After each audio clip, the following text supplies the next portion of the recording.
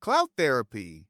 Today's episode is sponsored by Clout Therapy, the first self-care product specifically for people who confuse activism with content creation. Struggle to care unless it's trending? Feel powerless without public validation? Getting dragged online faster than you can say, "I'm listening"? Clout Therapy automatically updates your personality every time the algorithm changes. From preloaded outrage packs to instant public apologies, we make fake allyship. With just one tap, Clout Therapy generates pre-written apology statements, trending activist buzzwords, priority Instagram captions, and a custom "I'm listening" selfie filter with built-in tear gloss. Never struggle with integrity again. We automate it for you. Auto Outrage Engine detects when a new tragedy is trending and sends you a push notification. Time to care. Cameras on. Selective solidarity slider. Choose how risky your activism gets. Safe, medium, safe. Corporate friendly? Absolutely not. While my mom is watching, backlash blocker. Instantly converts accountability into "I'm learning. This is violence. You're attacking my mental health." Virtue Signal Booster. Boosts likes on any post containing "doing the work," amplifying voices, holding space, unlearning. Clout Therapy. Because oppression is temporary, but clout is forever. AliFlex. Today's episode is sponsored by AliFlex, the only activism support brace that protects your public image from the strain of accountability. Feel a backlash coming on? Twist your values without snapping your career. From instant position reversals to brand-safe outrage filters, AliFlex keeps you flexible, believable, and completely unchanged. Instant position swapper, flip from "I fully support this" to "This issue is complex" in under 0.3 seconds. Accountability dodge mode automatically reroutes facts to feelings, criticism to trauma, consequences to confusion. Brand-safe outrage filter blocks any activism that might reduce sponsorships, upset shareholders, make dinner awkward. Emergency apology generator produces the sigh, the head tilt, the "I wasn't aware," the "we're taking this seriously," all fully automated. AliFlex, because spine is optional in the cloud economy. Let's talk about the ally. Not the real ones. Not the people who lock arms with you when the streets get frosty and the discourse turns into a blender of bad takes. I'm talking about the ally, trademark. The premium grade, gluten-free, ethically sourced, moral luxury accessory people treat like a designer handbag. The "add me to your oppressed starter pack" NPC. The "I read half a think piece and now I'm a co-founder in your liberation adventurer." The "I cried on Instagram Live so I'm absolved forever" teardrop influencer. You know exactly who I mean. The ones sprinting down the runway of morality like it's fashion week for feelings. And before anyone gets sensitive, breathe. This is cultural cardiology. I'm checking the pulse of a world where activism became theatre and solidarity became a performance metric. If your chest tightened, that's not me. That's your social conscience whispering, "Update overdue." Let's begin. The rise of the moral NFT. Somewhere along the timeline, activism stopped being a verb and became a collectible. A moral NFT, a badge of honor you mint on your feed, not in your behavior. The ally wants to own the image of justice without touching the material substance of it. They curate oppression like a Spotify playlist. They repost suffering the way people share brunch photos. Look at this cute injustice I found today. You ever notice how the ally always appears at two specific moments, when a tragedy is trending, when it's time to make sure everyone knows they care more than you? The tragic economy is booming. Hashtags are the new incense offerings. Trauma is the new influencer currency. Everybody's got a ring light and a cause. And their activism is loud. Not effective, just loud. They're like the emotional DJs of liberation, spinning remixes of your pain for applause. The world is burning and they're doing a TikTok dance tutorial called "How to Care Beginner Level." They treat oppression like an aesthetic. They treat solidarity like a subscription model. They treat marginalized communities like moral gyms.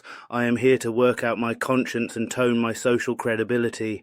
It's all social credit, not in the Chinese system sense. No, this is the Western freestyle edition, where points are awarded for vibes, outrage, and carefully arranged empathy. But here's the tea. Performative allies don't actually want you to be free. If you were free, they'd lose their favourite accessory. You. When solidarity becomes selfie season. Tell me why every crisis gets treated like a festival. Activism Coachella. Oppression Glastonbury. Welcome to Sadness Fest 2025. Early bird tickets just opened. The ally will hold a sign but never hold a conversation. They will chant the words but never check the meaning. They will kneel on camera but never stand up in a courtroom or workplace. You ever seen someone live stream themselves crying about a community they have never spoken to? You ever seen a full PR rollout for participating in a march? You ever seen someone wear the colours of a struggle but not understand the language, the context, or the real stakes? The ally is everywhere because clout is oxygen. Their solidarity must be witnessed, it must be validated, it must be applauded. If a tree falls in the forest and the ally isn't there to film themselves holding a compostable protest sign, did they even care? The new generation of allies are basically GoPros with emotions. Everything gets recorded, everything gets documented, everything becomes a statement, and they speak like the press release of a person who was being held hostage by their own guilt. I am devastated, heartbroken, utterly shattered by this global issue that I discovered 8 minutes ago. And then, like clockwork, they vanish until the next crisis drops, until the next hashtag starts trending, until their moral Wi-Fi reconnects. Solidarity shouldn't feel like a content calendar. If you have a PR strategy for caring, congratulations, you're not an ally, you're a brand. Selective outrage and designer empathy. The ally is a connoisseur of curated caring. They'll advocate for one group while casually ignoring the group standing right beside them. Justice for all, but only if all matches their aesthetic portfolio. People say oppression creates hierarchy, but so does activism. Performative allies choose causes the way people choose restaurants. This one fits my vibe. That one's too controversial. This one won't get enough likes. That one will get me dragged by my aunt. And you see it most clearly with selective outrage.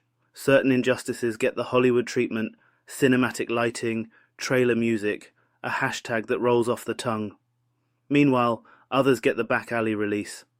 We dropped this one at 2 a.m. with no promo. If your humanity doesn't come with a trending sound or a viral infographic, tough luck. But nothing exposes the ally faster than the moment a cause requires actual sacrifice. Money? Nope. Comfort? Absolutely not. Challenging their own worldview? Now you're speaking witchcraft. They want justice as long as justice doesn't rearrange their furniture. Social credit scores for the morally ambitious. See, here's the economics of it. Modern activism has been swallowed by the woke industrial complex, a self-running, self-monetizing, self-sanitizing machine that sells the fantasy of impact while manufacturing inertia. The ally thrives in this system because it rewards performance over progress.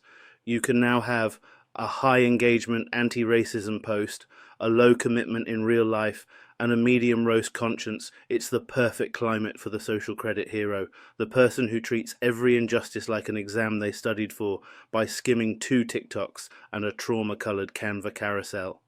Their entire identity is a portfolio of borrowed struggle. They are the Robin Hood of emotions. They steal your pain and redistribute it as content. But let me be very clear, a social credit activism is a colonizer of narratives.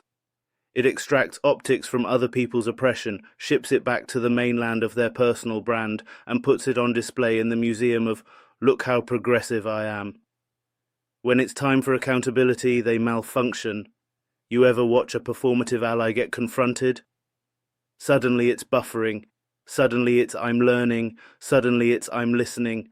Suddenly it's this feels like violence. Growth requires discomfort. Performative allies require applause. The maths doesn't math. Allyship as emotional cosplay. I don't trust anyone whose activism only works when they're being witnessed. If solidarity collapses the second the camera dies, it wasn't solidarity, it was emotional cosplay. We live in a time where people roleplay oppression through empathy tokens they collect like Pokemon cards. They believe supporting you is the same as becoming you. I stand with you slowly mutates into I am you. And suddenly they're speaking on your behalf like they unlocked your identity in a DLC pack. The world is full of people who want proximity to struggle because suffering gives them moral charisma, and some of them want to be so progressive that they loop back into colonial behavior, appointing themselves spokespersons of a world they don't inhabit. This is what happens when activism becomes aesthetic. People wear movements like fashion trends. They treat identities like charity wristbands. They confuse education with immersion, and the worst part, they often silence the very people they're allegedly standing with, because performance thrives on spotlight, and spotlight doesn't like being shared. The crisis of authenticity. Real allies don't make announcements. They don't need a certificate. They don't need applause. Real allies ask, how can I help? Performative allies ask, how can I look helpful? One question rearranges systems. The other rearranges pixels, and the world can feel it. We are drowning in statements with no substance. We've got solidarity that evaporates when the trend dies. We've got support that only exists if it can be packaged into content. Everything is spectacle. Everything is branding. Everything is theatre. The crisis isn't that allies exist, it's that allyship became an audition. People aren't joining movements, they're applying for roles. They're hoping to be cast as good person number one in the live-action remake of Your Pain. And look, I'm not asking people to disappear. I'm asking them to show up, to shut up long enough to listen, to act without a camera, to speak without a script, to support without condition, because real allyship is ugly work. It's inconvenient, it's unglamorous, it's sweaty, messy, exhausting work that rarely gets applause and often comes with backlash. If your activism comes with a reward card, it's not activism, it's customer loyalty. The end of the performance. The truth is simple. People want the reputation of being righteous without the discipline of being accountable, and the modern world incentivizes exactly that. You earn points for caring visibly, not consistently. You earn credit for compassion you did not pay for. You earn applause for gestures that demand nothing from you. But the world is changing. People are sharper. Communities are less tolerant of photocopied empathy. We are collectively developing a sixth sense for performance masquerading as principle. And your favorite ally, the one who posts the perfect infographic, the one who says all the right buzzwords, the one who cries at exactly the right timestamp, that person, their mask is slipping, because there's nothing harder to maintain than fake conviction. It's heavy, it's loud, it cracks under the weight of reality. When the cameras turn off and the crowds thin out, that's when you see the truth. Real allies stay, performers exit stage left. So what do we do about it? We don't need more allies, we need fewer actors. We need fewer people treating politics like Pilates. I'll do it twice a week when I feel guilty. We need accomplices, co-conspirators, people who don't just speak your language in public, they fight your battles in private. We need people who aren't addicted to visibility. We need people who move quietly but effectively. The work of liberation was never meant to be glamorous. It's supposed to be gritty, uncomfortable, disobedient, disruptive. If you can do it without sweating, you're doing it wrong. And most importantly, if you claim to care about a community, be ready to take heat from your own people when the moment comes. Because solidarity isn't validated by applause, it's tested by backlash. The mirror. Nobody asked for. Here's the uncomfortable truth. Performative allyship thrives because we as a society reward performance. We celebrate visibility more than integrity. We applaud guilt more than growth. We worship optics more than outcomes. But the world is tired. Marginalized people are tired. We don't need more saviors. We don't need more spokespeople. We don't need human megaphones dressed as moral compasses. We need people who show up like scaffolding, not spotlight. People who reinforce, not rearrange. People who act without needing witnesses. So next time your favorite ally performs a sympathy monologue, pause, look deeper. Ask the only question that matters. Would they still care if nobody could see them? because real solidarity doesn't need an audience, but performative activism, it dies the second the applause stops. And honestly, let it. Let the performance die so real change can breathe. Not right, not left, just real.